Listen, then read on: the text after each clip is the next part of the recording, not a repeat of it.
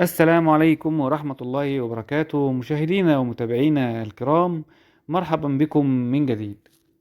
إليكم بيان جديد بأسعار الذهب من داخل محلات الصاغة في مصر، مع العلم إن الأسعار دي من غير الضريبة والدمغة ومن غير المصنعية.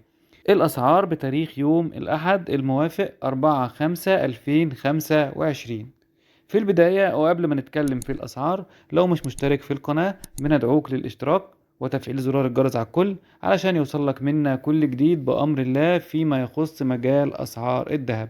قناتنا مهتمة بأسعار الذهب يوم بيوم في السوق المصرية، تقريبا بننزل فيديو كل يوم أو كل 12 ساعة حسب التغيير اللحظي لأسعار الذهب داخل محلات الصاغة.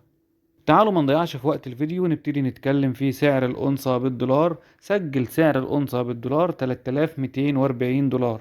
أما سعر الأونصة بالجنيه المصري سجل 164755 جنيه. بالنسبة لسعر الجنيه الذهب سجل 37080 جنيه. أما جرام الذهب عيار 24 سجل 5297 جنيه للشراء، 5274 جنيه للبيع.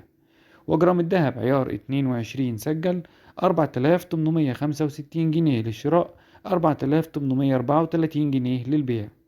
وجرام الذهب عيار 18 سجل 3973 جنيه للشراء، 3956 جنيه للبيع. وأخيرا سجل جرام الذهب عيار 21 وده الأكثر انتشارا ومبيعا في مصر، سجل 4635 جنيه للشراء، 4615 جنيه للبيع. لحد هنا بيخلص الفيديو. شكرا جزيلا لحسن استماعكم. ما تنساش اللايك والاشتراك في القناة وتفعيل الجرس على الكل، واستنى منا كل جديد. سلام عليكم.